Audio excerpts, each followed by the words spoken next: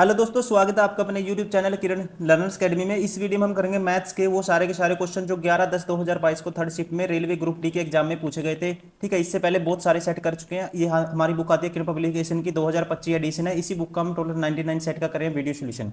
First question है, अभी start करते हैं आपका टाइम वेस्ट ना करते हुए। आपको बताना है cos alpha plus coat alpha. देखो यहाँ से ये 8 है, ये 8 15 17 क्या बनाते हैं दोस्तों, ट्रिपलेट बनाते हैं। ये हो गया 17। ठीक है, ये हो गया 17। तो यहाँ से कोस अल्फा क्या होगा, आधार बटे करण होता है 15/17 प्लस कोट अल्फा क्या होगा, टेन होता है लंब बटे आधार 8/15। टेन होगा 15/8 क्या हो जाएगा, कोट हो जाएगा। अब दोनों का एलसीएम क्या आएगा दोस्तों, 17 × 8 = 136। तो ये आएगा हमारे पास 15 × 8 = 120, 17 × 15। ठीक है, तो ये आएगा हमारे पास 17 × 15 होता है 15, 15 × 7 = 105, 10 कैरी। ठीक है, 15 × 7 = 105, 10 कैरी, 15 × 15 और 10 25, कितना होगा 225। 225 में ये जोड़ोगे आप 120, ये होगा 300 दोस्तों। कितना होगा 300 हमारे पास हो जाएगा। तो ये आएगा, देखो हमने कुछ गलत किया है दोस्तों, 245 तो नहीं है, 200 375 है। देखो 15 की 17 से गुना करिए, 17×5 = 85 होता है। दोबारा से करता हूँ, 8 कैरी, 17 × 17 और 8 25, 255 आएगा ये। ठीक है, कितना आएगा 255 + 20 200, ये 375 हो जाएगा। ऑप्शन कौन सा होगा, option 4 is correct, 375/136। Question number 2, एक पाइप एक खाली टंकी को 15 घंटे में पूरा भर सकता है, लेकिन टंकी के तल में रिसाव होने के कारण यह 20 घंटे में पूरी भरता है। यदि टंकी पूरी भरी हुई है तो टंकी में कोई अन्य प्रवेश या निकास बिंदु खुला नहीं है, तो टंकी के तल में रिसाव द्वारा टंकी को खाली होने में कितना समय लगेगा। देखो एक पाइप भर सकता है 15 घंटे में पूरा भर सकता है दोस्तों। भरती क्या है, जब दोनों काम करते हैं 20 घंटे में भरती है। तो इसका मतलब टोटल कैपेसिटी मान लेते हैं, ये A+B है। ठीक है, और ये A-B है। यहाँ पे टोटल एलसीएम दोनों का क्या आएगा, 60 आएगा। तो ये कह सकते हैं पर घंटे में कितना बढ़ता है, 4 बढ़ता है। और यहाँ से दोस्तों 20 घंटे में पूरी भरती है। ठीक है, तो अब यहाँ काम कितना हुआ, 3 हुआ। तो इसका मतलब बी ने कितना काम कम कर दिया, खिंडा कितना दिया होगा, तो 1 घंटे में 1 खिंडाएगा, तो बी की एफिशिएंसी होगी खाली करने की 1 होगी। ठीक है, ये कह सकते हैं हम। अब बी एक खाली करता है 1 घंटे में, तो 60 काम खाली करवाना है। कहते हैं खाली करने में कितना टाइम लगेगा भरी हुई टंकी को, तो 60 घंटे लगेंगे। Option second is correct. Question number 3, A B C D और ए पी क्यू आर दो समानांतर चतुर्भुज हैं। ए पी क्यू 100 डिग्री है, ए पी क्यू ये एंगल है दोस्तों 100 डिग्री। ठीक है, ये कितना है 100 डिग्री। तो सी डी आर की वैल्यू बतानी है आपको, सी डी आर ये वाला एंगल आपको बताना है। अब देखो ये पैरेलल लाइन है, इसके पैरेललोग्राम है क्योंकि ये 100 है दोस्तों। ठीक है, तो जो सम ऑफ इंटरनल एंगल कितना होता है, 180 होता है। ये 100 है, तो ये कितना होगा, ये 80 डिग्री होगा। ये 80 है, तो दोस्तों एक ही लाइन पे ये भी, ये लाइन आपस में पैरेलल है, इसकी लाइन पैरेलल ड्रा करिए ये लाइन, तो यहाँ पे ये भी 80 डिग्री होगा। डायरेक्ट ही हम कह सकते हैं, वैसे अब थ्योरम लगा के निकालोगे तब भी 80 आएगा। क्वेश्चन नंबर 4, एक समकोण त्रिभुज के आधार की लंबाई और ऊंचाई 3 सेंटीमीटर, उसकी ऊंचाई से 3 मीटर अधिक है। ठीक है, देखो ये है राइट एंगल ट्रायंगल। यदि इसका कर्ण की लंबाई 15 मीटर है, कर्ण की लंबाई 15 है दोस्तों, और ये क्या है, एक है, कहता है इसमें से आधार की लंबाई इसकी ऊंचाई से 3 मीटर अधिक है, तो ये 12, ये मान लेते हैं 9, 12 9 3 3 9, 3 चौके 12, 3 5 15, ट्रिपलेट बनाएंगे। तो अब इसका क्षेत्रफल क्या होगा, ठीक है 1/2 बेस इंटू हाइट, तो ये 12 × 9/2, तो डायरेक्ट आएगा दोस्तों 9 × 6 = 54। Option third is correct.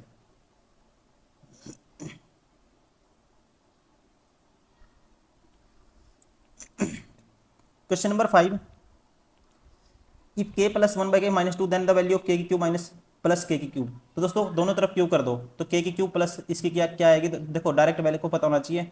तो इसका क्यूब करेंगे, दोनों तरफ क्यूब करेंगे, तो ये आएगा a की क्यूब प्लस b की क्यूब, प्लस आएगा 3ab, मतलब कि इसकी वैल्यू क्या है 1 आएगी, और इंटू a प्लस बी, इसकी वैल्यू -2। और यहाँ पे दोस्तों -2 का क्यूब करोगे कितना आएगा, -8 आएगा। ठीक है, और ये -6 उस साइड जाके प्लस हो जाएगा, तो प्लस हो जाएगा 6, तो माइनस के कितना बचेगा, 2 बचेगा। अगर 2 बचेगा तो बचा क्या है, माइनस का 2 बचा, तो ऑप्शन कौन सा हो गया, option 3 is correct. Question number 6, यदि 2, 3, 4 के का माध्य के है तो बहुलक ज्ञात कीजिए। इनका माध्य क्या है दोस्तों, के है। माध्य कैसे निकालते हैं, सम ऑफ नंबर करेंगे, 4, 3, 7 तो 9 प्लस के, 9 प्लस के डिवाइड बाय कितना आएगा, 1, 2, 3, 4, 4 आएगा, और इनका माध्य क्या है, के है। तो यहाँ से 9 प्लस के 4 के बराबर है, तो के की वैल्यू क्या आएगी, 3 के बराबर 9 आएगा। के की वैल्यू डायरेक्ट निकालता हूँ, 3 आएगी। के की वैल्यू आएगी 3। अब देखो यहाँ 3 रखोगे तो बहुलक वो होता है फ्रीक्वेंसी जिसकी बार बार फ्रीक्वेंसी वो बारंबारता जो बार बार आए, जो नंबर बार बार रिपीट होता है। तो 3 2 बार ही है, तो इसका बहुलक हो गया 3, option 3 is correct. Question number 7, Mohan Meena Madhav 3000 2000 और मोहन मीना माधव 3000 2000 और 5000 की निवेश करके एक साझेदारी शुरू करते हैं। यहाँ उल्लिखित नामों के लिए क्रमशः 5600 रुपये के वार्षिक लाभ में उनके हिस्से ज्ञात कीजिए। ठीक है, तो दोस्तों देखो, जिस रेशियो में यहाँ से जो प्रॉफिट होगा, अगर टाइम सेम है तीनों का, तो इन्वेस्टमेंट रेशियो को किस में बांटेंगे, प्रॉफिट रेशियो में। तो इसका एक का प्रॉफिट 2 यूनिट होगा, एक का 2 होगा, एक का 5 होगा। डायरेक्ट 3 0 कैंसिल हो जाएंगी सभी की। तो 5 3 और 2 5 और 5 10 यूनिट की वैल्यू 5600 है, तो 1 यूनिट की वैल्यू आएगी 560 है। बतानी किसकी आपको, सभी की बतानी है। तो 560 गुना 3 कर दो, 56 दूनी 56 तिया 168, पहले 1680 आएगा, तो ये ऑप्शन बार हो गया, ये बार हो गया। दूसरी 56 दूनी 112 1120 आएगा दूसरा ऑप्शन, तो ये भी बार हो गया। बचा कौन सा option, second is correct. Question number 8, यदि एक कमरे की लंबाई को 10% कम कर दिया गया, चौड़ाई को 20% 10% बढ़ा दिया जाए, तो उसके परिमाप में धनात्मक परिवर्तन ज्ञात कीजिए। देखो लेंथ है, ये ब्रेथ है। लेंथ क्या होगी दोस्तों, लेंथ होगी, कहेंगे लेंथ इंटू ब्रेथ लेना आपको। तो फिर आप ऐसे लिखो इसको, लेंथ 10% बढ़ गई तो आप कहेंगे 10 से 11 होगी लेंथ। ब्रेथ होगी 10%, अच्छा कम होगी 10%, 10 से 9 होगी। ब्रेथ क्या होगी,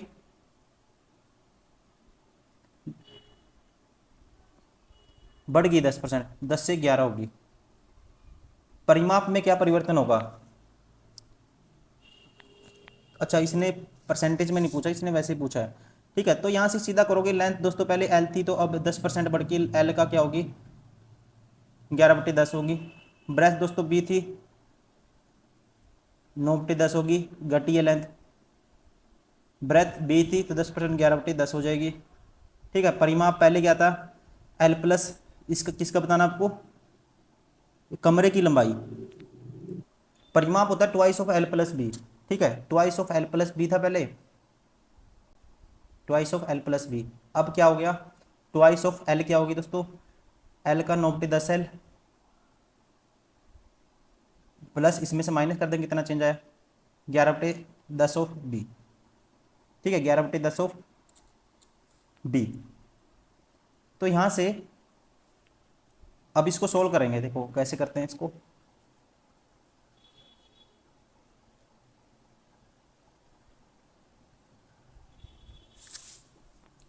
टू तो सारे में से कॉमन ले लो, ये आएगा एल, ये आएगा बी। ठीक है, ये आएगा एल और ये आएगा बी।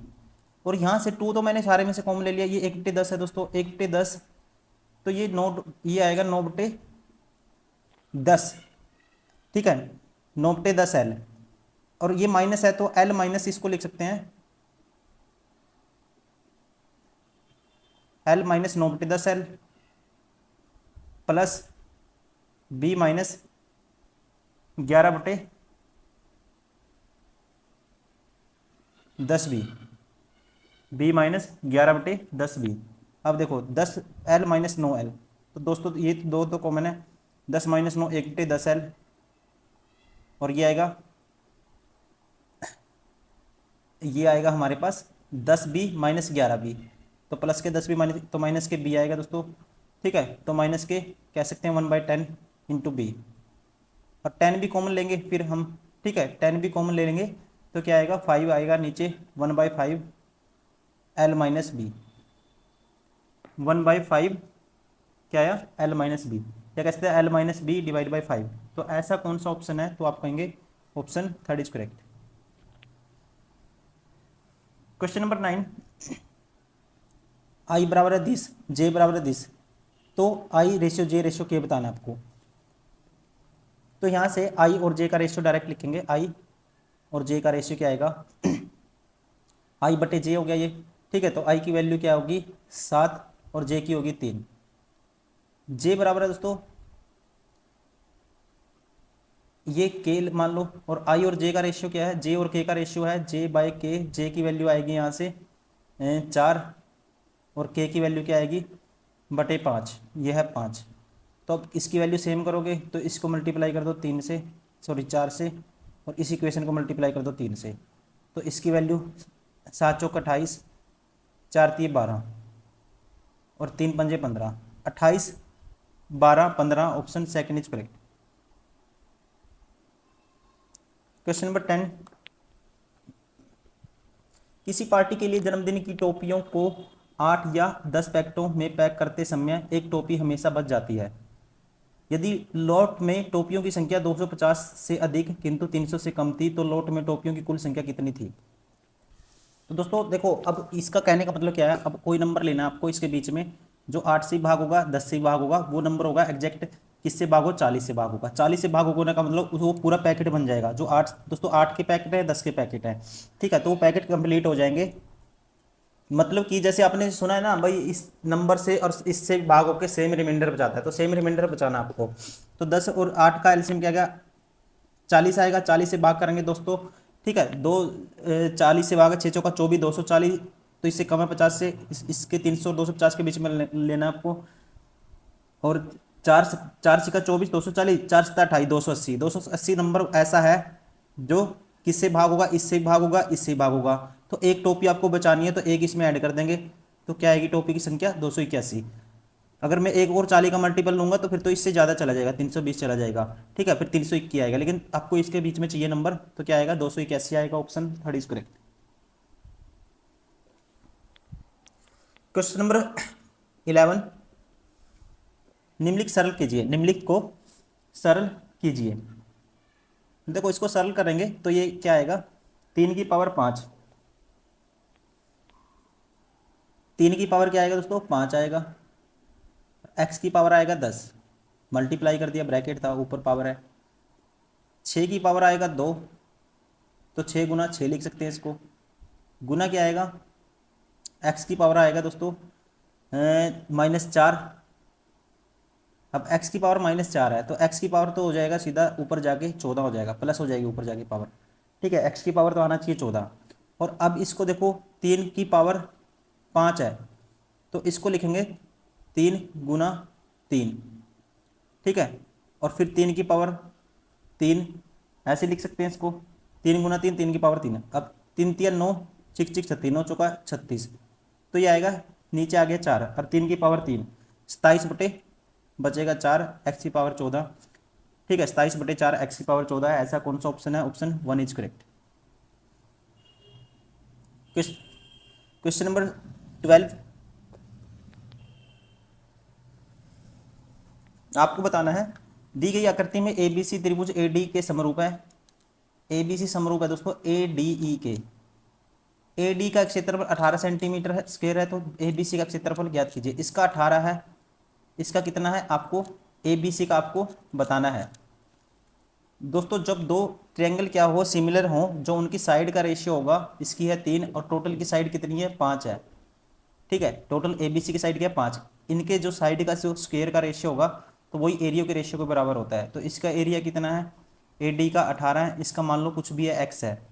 ठीक है, तो आप कहोगे 9 बटे, इसको इस साइड लिखता हूँ कैंसिल आउट करके, 3 का स्क्वायर 9 बटे 25, तो 9 दूनी 18 दोस्तों, और 25 दूनी 50, क्रॉस मल्टीप्लाई कर दिया, एक्स की वैल्यू क्या आएगी 50 आएगी, option third is correct. Question number 13, एक राशि को साधारण ब्याज की एक निश्चित वार्षिक दर पर 8 वर्ष के लिए निवेश किया गया था। यदि इस राशि को वास्तव में इस निवेश की गई दर से 8% अधिक की वार्षिक साधारण ब्याज की दर से निवेश किया गया होता तो इस पर 8 वर्ष की अवधि के अंत में ब्याज के रूप में 4,000 रुपये अधिक प्राप्त होते। तो निवेश की गई राशि ज्ञात कीजिए। देखो राशि क्या है, मान लो 8% पे इन्वेस्ट किया दोस्तों 8 साल के लिए, तो 8% हो जाएगा, 8 टाइम्स हो जाएगा। 8 साल के लिए रेट क्या थी, 8% थी 8 साल के लिए। अब जब उसको क्या है दोस्तों, कितने पैसे अधिक मिले, जब रेट 8% बढ़ा दी तो R+8 कर दी, रेट इतने परसेंट कर दी, और टाइम तो वो भी 8 साल है। तो इसे 8 वर्ष अधिक अंत में ब्याज के रूप में, यदि 8 अधिक ब्याज की दर से किया जाता है तो इसे पर 8 वर्ष की अवधि के अंत में इतना एक्स्ट्रा मिलता। तो यहाँ पे आप कहोगे इनका जो डिफरेंस है वो कितना है, 4,000। तो यहाँ से दोस्तों 8R परसेंटेज में ये भी कैंसिल आउट हो जाएगा। ठीक है, तो यहाँ बचेगा 64%, 64%। कितना बचेगा, 64% की वैल्यू बचेगी। 8R कैंसिल हो जाएगा आपस में, किसके बराबर है, 4,000 के बराबर है। तो 1% की वैल्यू किसके बराबर आएगी, बटे में 64। बतानी किसकी है, 100% की। तो 100% की वैल्यू मतलब कि प्रिंसिपल की। ठीक है, तो इसको 4 से काटेंगे 16 आएगा। ठीक है, और इसको 8 पे काटूंगा, 8 दूनी 16 आएगा, और इसको 8 पे काटूंगा 125 आएगा। इसको 2 पे काटूंगा दोस्तों, कितना आएगा, 62.5 आएगा। और 62.5 की गुना करनी है आपको 100 से, तो क्या आएगा, 6,250 आएगा। Option third is correct. Question number 14, छात्रों की आयु से संबंधित निम्नलिखित आंकड़ों का बहुलक ज्ञात कीजिए। देखो बहुलक क्या होगा, जो जिसकी रिपीटेशन बारंबारता, फ्रीक्वेंसी, जो बार बार नंबर रिपीट होगा वही क्या होगा, बहुलक होगा। ठीक है, वही होगा बहुलक। सबसे ज़्यादा कौन सा आया, देखो 1 2 ये 14 2 बार है, फिर 17 है दोस्तों, फिर 17 है। 17 देखो कितनी बार दिख रहा है, 4 बार दिख रहा है। ठीक, और कोई सी भी नंबर 2 बार है, ठीक है, 4 बार नहीं है। Option second is correct. तो बहुलक क्या होगा, 4, sorry 17। Question number 15, the root of the quadratic equation, इसका रूट बताना है। अब दोस्तों देखते ही पता लग जाएगा, इसको कैसे तोड़ोगे, -(x - 5). ठीक है, तो एक x कॉमन लेंगे, x-5 आ गया, एक आ गया x-1, x बराबर 1, x बराबर 5। Option first is correct. क्या हो गया, रूट 1 और 5। क्वेश्चन नंबर 16, 3 किलोग्राम सेब 4 किलोग्राम संतरों का मूल्य 210 रुपये है। 5 किलोग्राम सेब 2 किलोग्राम संतरों का मूल्य 175। 1 किलोग्राम सेब का मूल्य ज्ञात कीजिए। देखो 3 किलोग्राम सेब, 3 kg सेब, मान लेते हैं 1 kg सेब का मूल्य x है दोस्तों, 3 kg का क्या होगा, 3x होगा। क्या होगा, 3x होगा। और इसका मान लो y है, तो 4 kg का 4y होगा संतरे का। तो इनका टोटल मूल्य कितना है, 210 है। और इसका 5x प्लस 2y, इसकी वैल्यू कितनी है, 175 है। तो यहाँ से x की वैल्यू आपको फाइंड आउट करनी है। ठीक है, तो ऐसा करते हैं, इसको y को कैंसिल आउट कर देते हैं, 2 से मल्टीप्लाई कर दो, और इस पहले वाली दूसरे वाली में से पहले घटा दो। ठीक है, 2 से मल्टीप्लाई करें, 10x - 3x 7x आएगा। 2 दूनी 4 - 4 0, 375 का डबल। ठीक है, तो 100 देखो 375, सॉरी 175 का डबल करना आपको। 75 का डबल दोस्तों 150 होता है। ठीक है, और 100 का डबल 200 होता है। ये आएगा 350, 350 माइनस 210। ठीक है, 350 माइनस 210, 114। तो ये आया 140, 7 दूनी 14। तो एक्स की वैल्यू क्या आई, 20 रुपये पर केजी है सेब का मूल्य। 1 kg के सेब का मूल्य क्या है, क्या माना था, एक्स, और एक्स क्या है, 20 रुपये। तो हम कह सकते हैं सेब का मूल्य क्या है, 20 रुपये पर केजी। क्वेश्चन नंबर 17, एक त्रिभुज का क्षेत्रफल 85 सेंटीमीटर स्क्वायर है और इसका आधार 5 सेंटीमीटर है। यदि आधार के संगत त्रिभुज की ऊंचाई ज्ञात कीजिए। देखो क्षेत्रफल होता है 1/2 बेस इंटू हाइट, ऐसे होता है। ये है 85, और 1/2 इसमें से आधार की वैल्यू क्या है, 5 है। हाइट की वैल्यू बतानी है आपको, निकाल देंगे यहाँ से। 5 पे काटेंगे 17 आएगा, और 17 का डबल करेंगे 34 क्या आएगा दोस्तों, हाइट आएगी। Option 4 is correct.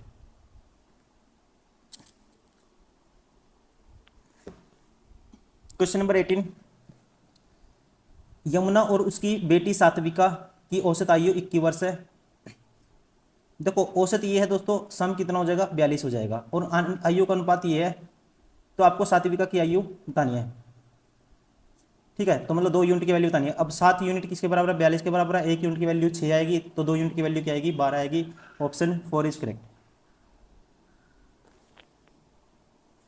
Question number 19,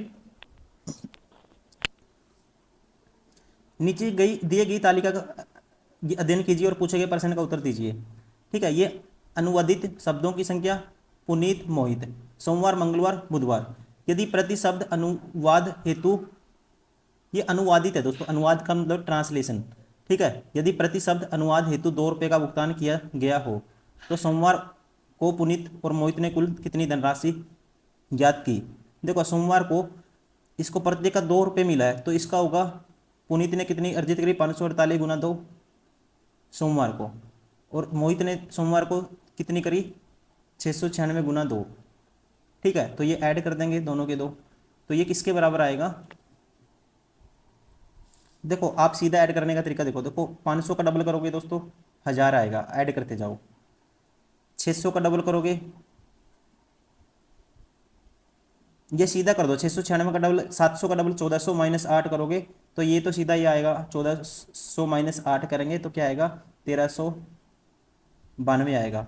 और इसमें और क्या दे दो, 48 दूनी 96 और जोड़ दो, 6 2 8 9 9 18, लास्ट में 2 8 आने चाहिए। Option 3 is correct, 2488।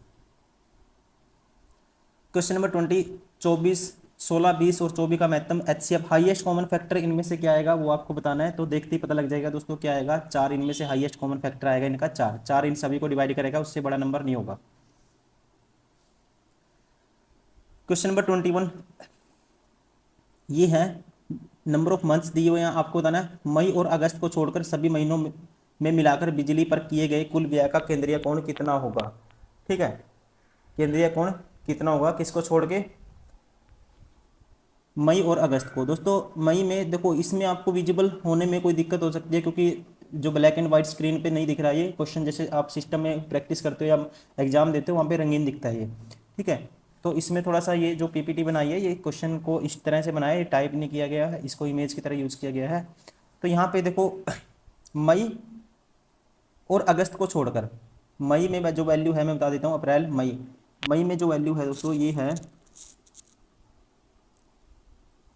इसका जो होगा मई में, ठीक है ध्यान से देखना पड़ेगा आपको, मई में है ये 22%, मई में क्या है 22% है, और अगस्त में है,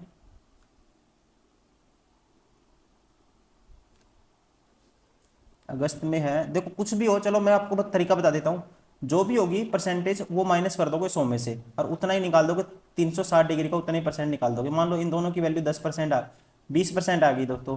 ठीक है, तो 80% की वैल्यू आपको निकाल दोगे इसका 4/5, तो 2 से ऊपर मल्टीप्लाई करूंगा, 2 से, मैं तरीका बता रहा हूँ, आंसर मैच नहीं करेगा, कोई जरूरी नहीं है।